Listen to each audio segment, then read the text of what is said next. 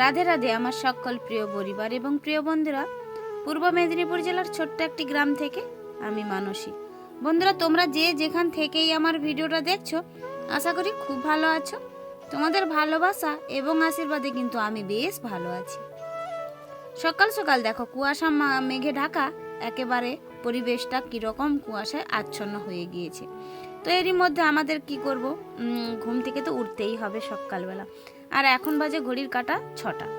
আর এই যে 6টার সময় উঠে পড়ে আমি কি করলাম, আগে কিন্তু দুটো প্রথম এই ঘরটাতেই ঝাড় দিয়ে দিলাম।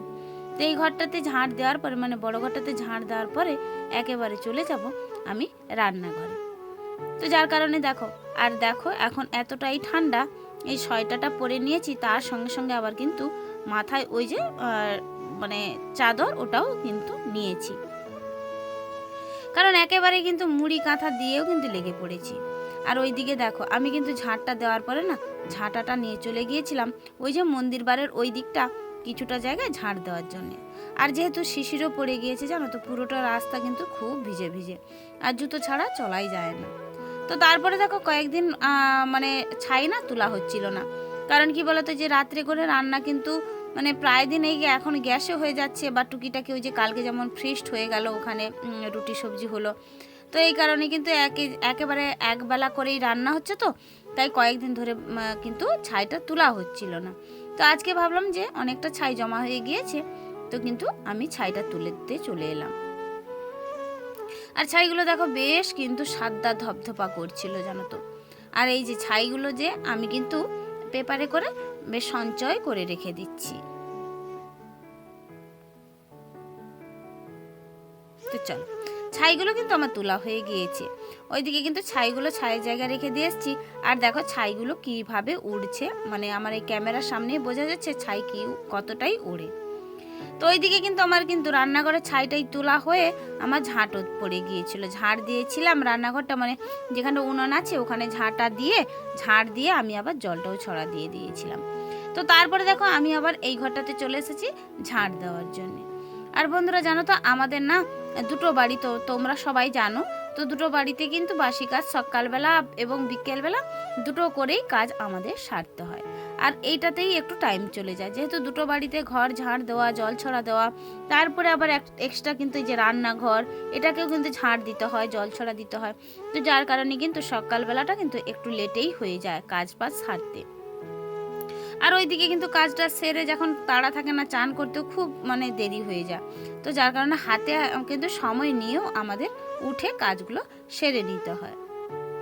তো বুদ্ধি এবং খাটিয়ে কিন্তু কাজ করলে কিন্তু আমাদের সময়ের কাজগুলো সময়ে করতে পারি না।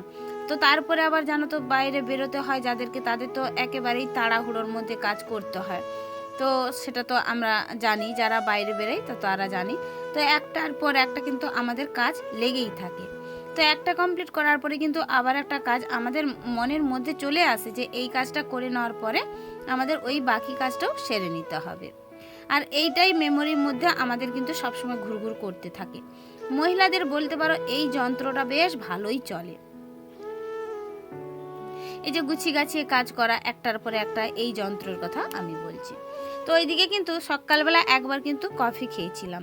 কফি বলতে ওই যে আমাদের মেজো জায়ের আজকে কিন্তু বড়ি দেওয়া হয়েছিল, তো ওই যে মেজো জা কিন্তু কফি বানিয়েছিল আর বিস্কুট দিয়েছিল, তো খেয়েছিলাম। তো বলো যতই করো না কেন, কফির সঙ্গে চায়ের তুলনাই হয় না, তাই না? আর এই শীতকালে বলে আবার কি করলাম, একবার নিজে 1 কাপ চা করে একটু রুটি ছিল খেতে বসে পড়লাম। আর ওইদিকে কিন্তু খাওয়া দাওয়া রান্না বান্না কিছুই তোমাদের সামনে শেয়ার করলাম না, একেবারে রান্না বান্না করে খাওয়া দাওয়া করে চলে এসেছি আমার এই যে ডিউটির পথে। আর এই যে দেখো বন্ধুরা, একটা গাছের তলায় বসে পড়েছি, আমাদের কিছু এন্ট্রি করার কাজও হচ্ছিল। তো যার কারণে এই যে দেখো বসে পড়েছি। আর ওই যে ঠাকুর মন্দিরের মাঠ, ওই যে দুটো কিন্তু মন্দির, ওর মাঠটাও কিন্তু আমি তোমাদের একবার ঘুরে ঘুরে দেখালাম। ওই যে আগের দিনে যে ভিডিওতে আমি বড়ি দিয়েছিলাম না, ওই যে সুস্মিতা বনু কমেন্ট করেছো ডালের বড়িটা নাকি আমার দেওয়া ভারী সুন্দর লেগেছে। তো তোমাকে জানাই অসংখ্য অসংখ্য ধন্যবাদ আমার কিন্তু ভিডিওটা দেখার জন্য।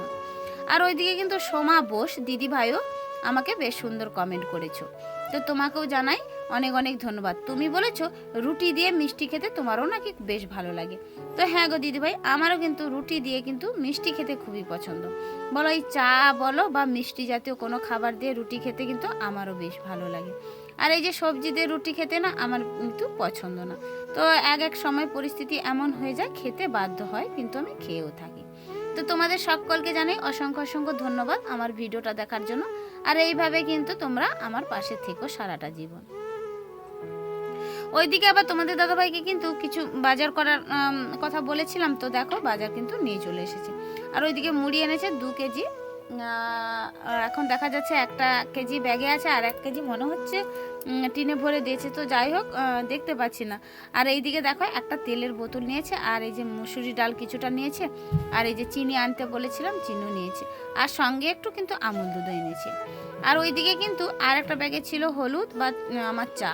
তো ওটা আর আমি তোমাদের দেখালাম না, যবে আবার ঢালবো মানে ডিবার মধ্যে, তখনই তোমাদের আমি দেখাবো। তো যাই হোক বন্ধুরা, ওইদিকে দেখো কিছু মানে মশলা বাজার ছিল এনেছে। তো এখন কিন্তু মশলাপাতির ভীষণ দাম জানো তো। আর আমি বুঝতে পারছিলাম না যে তেলের এতটা দাম হতে পারে। তো আমি বলেছিলাম মনে হচ্ছিল 100 টাকা, কিন্তু না গো 170 টাকা করে। তো যাই হোক, এই নিয়ে কিন্তু আমি আর তর্ক করতে চাই না, কারণ কি বলতো আমি কিন্তু কোনোদিনই বাজার করিনি। তো যার কারণে আমার কিন্তু আইডিয়াটা এতটা যে ছিল, আমার মানে এতটাই মানে দাম ছিল আমার এই আইডিয়ার মধ্যে ছিলই না। তো ভিডিওটা এখনো পর্যন্ত যেসব বন্ধুরা আমার দেখছো, তো তোমাদের সবাইকে জানাই অসংখ্য অসংখ্য ধন্যবাদ এবং অনেক অনেক শুভেচ্ছা এবং অনেক অনেক ভালোবাসা। আর ভিডিওটা যদি তোমাদের কোনো অংশে একটু ভালো লেগে থাকে তাহলে একটা লাইক এবং একটা কমেন্ট করে দিও।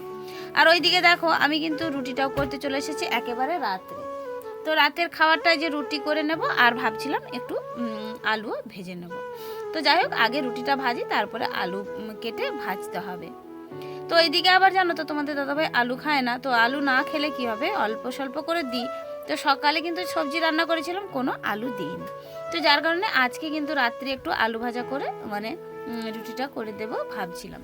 তো ওইদিকে কিন্তু রুটিটা আমি ভাজতে বসে পড়েছি। আর রুটিটা দেখো মানে মানে কারণটা কি বুঝতে পারছিলাম না, মানে ততটা একটা সুন্দর ফুল ছিল না। তো খেতে কিন্তু বেশ নরম হয়েছিল। তো নাই ফুলুক, খেতে নরম হয়েছিল। তো বুঝতে পারছিলাম না কারণটা কি, আমার গ্যাসের সমস্যা নাকি আমার রুটির সমস্যা, না আমার হাতের সমস্যা, কোনটা সমস্যা আমি সেটাও বুঝতে পারছিলাম না। আর সঙ্গে সঙ্গে দেখো ওইদিকে কিন্তু হটপটটাও রেখেছি, হটপটে কিন্তু আমি আবার রুটিটা রেখেও দিচ্ছি। আর আগের মতো কিন্তু হটপটটা অতটা সুন্দর নেই জানো তো, মানে গরম থাকছে তো ঠিক পরিমাণ মতো গরম থাকছে না। তো দেখো একেবারে লাস্টের রুটিটা ভারী সুন্দর হয়ে ফুলেছিল। তো ওইদিকে আবার দেখো আমি কিন্তু আলুটাও ভেজে নিয়েছি। আর আলুটা জানো তো চন্দ্রমুখী আলু থাকার জন্য না বেশ ঘাটা ঘাটা ভাব হয়ে গিয়েছিল, মানে চট করেই সিদ্ধ হয়েছিল। আমি বুঝতে পারছিলাম না যে এত তাড়াতাড়ি সিদ্ধ হবে, মানে জাস্ট একবার তুলে দিয়েই চাপা দিয়েছি, তো একেবারে সুন্দরভাবে কিন্তু সেদ্ধটা হয়েও গিয়েছিল।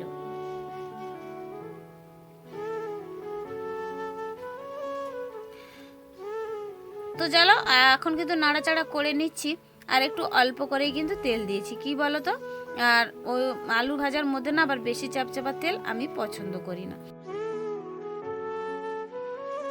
তো বন্ধুরা, এখন অনেক রাত হয়ে গিয়েছে, প্রায় 9:30। হ্যাঁ, 9:30 হয়ে গিয়েছে।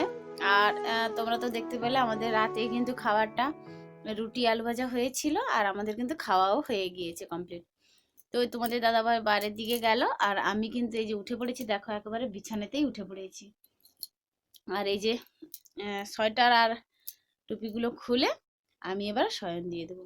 তো চলো, ভিডিওটা আর বেশি বড় করতে চাই না। আর আজকের ভিডিওটা তোমাদের কেমন লাগলো একটু লাইক এবং একটা কমেন্ট করে জানিও।